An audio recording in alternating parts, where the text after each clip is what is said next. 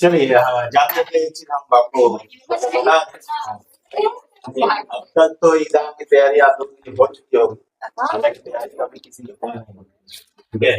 लेकिन अपने एक गुड फेथ के लिए कहा जाए, या अपने आत्मविश्वास को बढ़ाने के लिए हम अपने आप को मानते हैं कि हमारी अच्छी तैयारी हो रही है ना।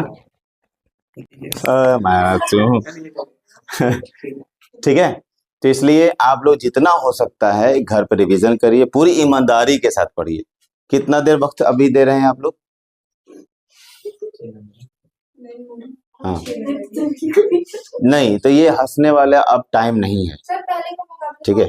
पहले के मुकाबले कम हो गया है, ये तो गलत बात है। पहले के मुकाबले और आपका अधिक होना चाहिए। जो आप 2-3 घंटे ट्यूशंस में देते थे वो अभी आप नहीं दे रहे हैं, तो वो भी आपका ऐड होना चाहिए ना घर पे पढ़ने में। कभी कभार पहले आप लोग स्कूल भी चले जाते थे, अब तो एकदम नहीं जाते होंगे, तो वो भी टाइम आपको बढ़ना चाहिए ना होमवर्क के स्टडी में। कम कैसे कर दिया आप लोगों ने? तो उसका अल्टरनेट ऑप्शन ढूंढिए कि क्या करें, कैसे पढ़ें, किस चीज को कब कैसे पढ़ें कि हमारी नींद ना आए। तो है ना इसका सोल्यूशन। अगर नींद आपको देखिएगा तो मोस्टली दोपहर के बाद आती है, खाना खाने के बाद। रात को कितने बजे तक आप पढ़ रहे हैं? अगर रात को नींद आ रही है तो उसी वक्त, जब भी नींद आ रही है ना, उसी वक्त मैथ का सेक्शन ले लो, आप मैथ पढ़िए उसी वक्त। चाहे दिन में नींद आ रही है या रात में आप नहीं, मैथ में देखिएगा नींद नहीं आएगा, ट्राई करके देखो। क्योंकि आप मैथ में क्या होता है ना, थिंक करते हो ना, उसके लिए बनाने की कोशिश करते हो, प्लस मैं एकदम कंसंट्रेट रहते हो। नहीं बनना है तो पेज को आगे पीछे करके बना के देखते हैं, एग्जांपल्स को देखते हैं, या प्रीवियस पेपर हम अपना जो क्लासरूम में कॉपी बनाए उसको खोल के देखते हैं। एक फॉर्मूले पे नहीं बना तो दूसरा फॉर्मूला हम लोग लगा के देखते हैं। तो उसमें हमारी पूरी तरह माइंड जो है ना हमारे मैथमेटिकल टर्म्स पे रहता है, इसलिए आपको नींद नहीं आने देगा। और अगर आप दूसरी चीज को बात करते हैं, पढ़ते हैं, रट्टा मारते हैं या याद करने की कोशिश करते हैं, तो आप उस पर पूरी तरह आप जो है ना इधर उधर ज्यादा नहीं करते हैं। तो एकांत आप रहिएगा, तो एकांत रहिएगा, तो एकांत में आप देखते हुए किसी चीज को इकट्ठा देखते रहिएगा, तो अपने आप आंख अपने आप देखिएगा धीरे धीरे बंद हो जाता है। इसलिए मैं बोल रहा हूँ मैथ लीजिए। क्या है कि मैथ में कभी पन्ने उलटते हैं, कभी किताब के पन्ने उलटते हैं, कभी कॉपी के पन्ने उल्टेंगे, कभी आपके प्रीवियस कॉपी का पन्ने उल्टेंगे। तो आपको हमेशा डिस्ट्रैक्शन होता रहता है, आप एक जगह अपनी आंखों को टिका नहीं पाते हैं, इसलिए नींद नहीं आएगा। ट्राई करो, और फिर भी नहीं आ रहा तो उसका अल्टरनेट ऑप्शन है, आप चाय कॉफी का इंतजाम करके रखिए। थोड़ा 10 मिनट ब्रेक लेकर चाय कॉफी पी लीजिए, नींद नहीं आएगा, ठीक है। अल्टरनेट ढूंढिए ऑप्शन। अब ये कहे कि आप छोड़ दीजिएगा कि नींद आ रहा है, वाकई आप बंद करके सो जाइएगा, तो ये तो नाइंसाफी हो जाएगा ना मैथ के साथ या किसी भी सब्जेक्ट के साथ, जिस सब्जेक्ट की बात कर रहे हैं आप, ठीक है। हर चीज का एक अब शेड्यूल बनाने की जरूरत नहीं है, अब तो टाइम आपके पास इतना नहीं है। जो आपका इनकम्प्लीट ज्यादा है वो आप ज्यादा दे दीजिए, लेकिन मैथ को बराबर 2 घंटा एटलीस्ट कम से कम दीजिए, क्योंकि मैथ में वक्त लगता है। और मैथ एक ऐसा सब्जेक्ट है कि हमारा अगर अच्छा हो तो अच्छा नंबर्स लाने में आपको मदद भी करता है, और अगर अच्छा नहीं है तो आपको फेल करने में भी मदद कर सकता है। मैथ ऐसा एक सब्जेक्ट माना गया है। क्योंकि मैथ में क्या होता है, थोड़ा थोड़ा गलती हो जाता है, प्लस की जगह माइनस हो गया तो क्या हो जाएगा। ऐसा नहीं है कि 5 नंबर गया तो 4 नंबर दे दिया जाएगा, आपका पूरा क्या होता है, कट जाता है। जिससे आपका एक ही बार 5 नंबर गया, जिससे आपका नंबर्स क्या होते हैं, गलत ज्यादा हो जाते हैं, नंबर कम हो जाते हैं। अब जैसे साइंस की बात करें, सोशल साइंस की बात करें, या जो भी लिखने वाली मटेरियल जो भी है, उसमें क्या होगा, अगर मान लीजिए एक लाइन गलत लिख भी दिए हैं तो एक लाइन के हिसाब से नंबर कम करके आपको दिया जा सकता है। 5 नंबर में 4 नंबर मिल जाएगा, 5 नंबर में 3 नंबर मिल जाएगा। इन मैथ में ऐसा मिलेगा नहीं मिलेगा। इसलिए मैथ में पूरे ध्यान लगा के आपको पढ़ना है, ठीक है। इसी का प्रैक्टिस करना है कि मान ली कहीं आप बनाए, आंसर नहीं सेट किया, आपका आंसर नहीं आया, ठीक है, तो आप उसी को फिर से बनाइए। शायद हो सकता है अब बनाइएगा ना तो सही हो जाएगा, क्योंकि हो सकता है बीच में कहीं पे किसी भी लाइन में आपको मैथ के टर्म में कहीं भी आपको कोई साइन चेंज हो गया, प्लस से माइनस हो गया, माइनस से प्लस हो गया, डिवाइड से मल्टीप्लाई हो गया, मल्टीप्लाई से जो भी हो गया, आपका अपने आप दोबारा बनाइएगा वो सही हो जाएगा। फिर भी अगर गलत आता है तो आप अब उसको ध्यान से देखिए, क्या इसमें रूल्स लगाए थे, कौन सा फॉर्मूले लगाए थे। अब दूसरा लगता है कि ये फॉर्मूले बने हैं तो शायद ये फॉर्मूले से भी आ सकता है, तो आप फॉर्मूला चेंज करके देखिए। फिर भी नहीं बना तो आपके भारतीय भवन हो या एनसीईआरटी किताबें, जो भी किताबें हैं, सब चैप्टर के आगे 2-4 एग्जाम्पल्स बने रहते हैं, जिससे हम लोग साधित प्रश्न भी बोलते हैं। तो आप उसमें देख लीजिए, आपके टर्म का कोई ना कोई क्वेश्चन जरूर पहले मिल जाएगा, भले थोड़ा सा नंबर चेंज होंगे, या मान लीजिए आपके एग्जांपल की बात करें तो अगर आप में ऊंचाई निकालने के लिए दिया है तो पीछे में लंबाई निकालने के लिए दिया हुआ, तो उसी बेस पे आप ऊंचाई की जगह पे लंबाई चेंज कर सकते हैं ना। इतना तो कॉमन सेंस है हमारे पास कि चेंज करके अपने फॉर्मूले को नया बना ले। तो इसी से थोड़ा सा मेहनत करिए, ठीक है, और टाइम बिल्कुल कम मत करिए, आप जितना टाइम दे सकते हैं दीजिए। और इसमें थोड़ा सा एंटरटेनमेंट अगर आपको चाहिए तो आधा एक घंटा बीच में रेस्ट करते हुए पढ़िए, लगातार मत पढ़िए। 2-2 घंटा 3-3 घंटा पढ़ने के बाद आप आधा एक घंटा जरूर रेस्ट लीजिए, माइंड को भी हमें रिफ्रेशमेंट होने का मौका दीजिए।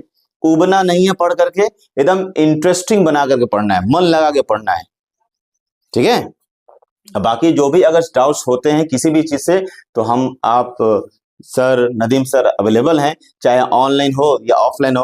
अगर आप आ नहीं सकते हैं, सक्षम नहीं, तो आप व्हाट्सएप पे सवाल को भेज दीजिए, हम लोग जहां तक हो सकता है आपके सवाल का जवाब व्हाट्सएप के थ्रू देने की कोशिश करेंगे।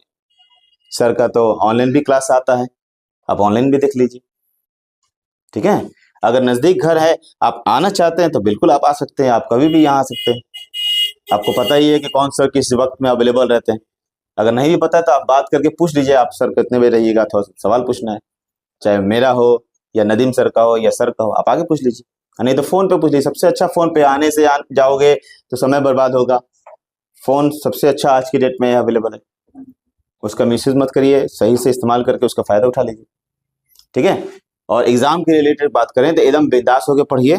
एग्जाम के जो भी शेड्यूल है आपके हैं, फर्स्ट डे क्या है? उर्दू। अच्छा, हिंदी वाले का हिंदी होगा, उर्दू वाले का उर्दू होगा, ठीक है, उर्दू है तब तो ये और अच्छी बात है।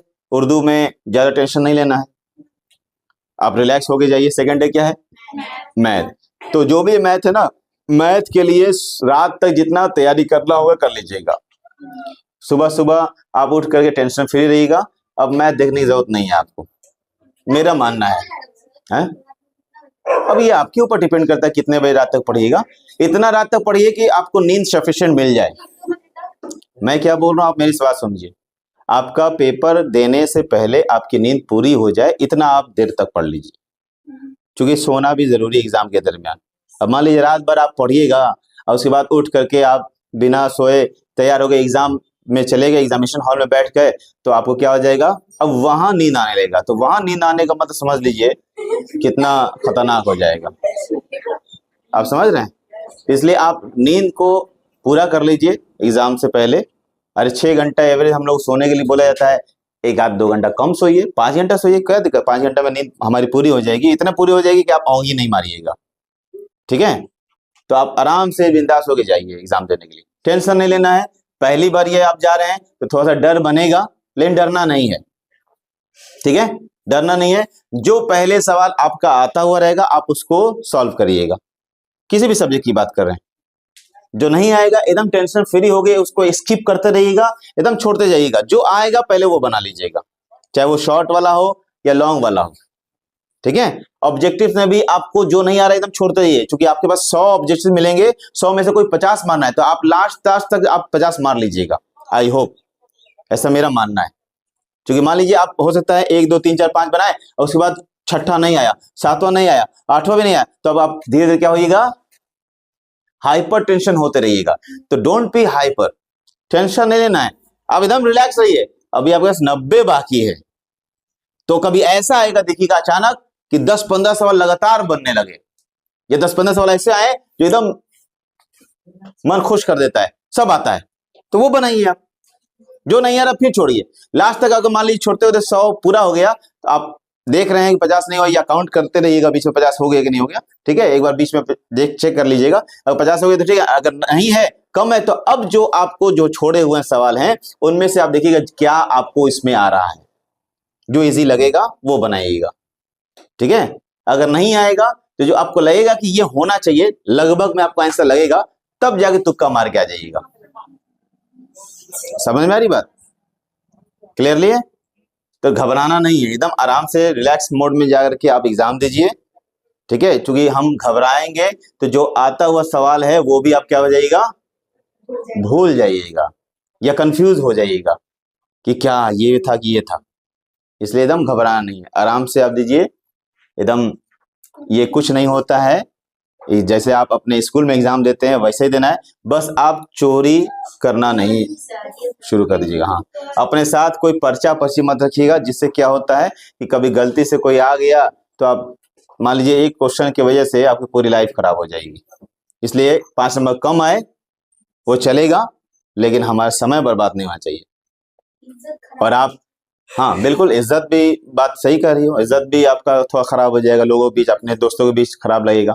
इसलिए 5 नंबर कम आए लेकिन हम अच्छे से पास हो जाएं। और हम उम्मीद करते हैं कि आप सभी जो भी आज आए हैं सभी अच्छे पढ़ने वाले हैं, जो नहीं आए वो भी अच्छे ही पढ़ने वाले, ऐसा नहीं है।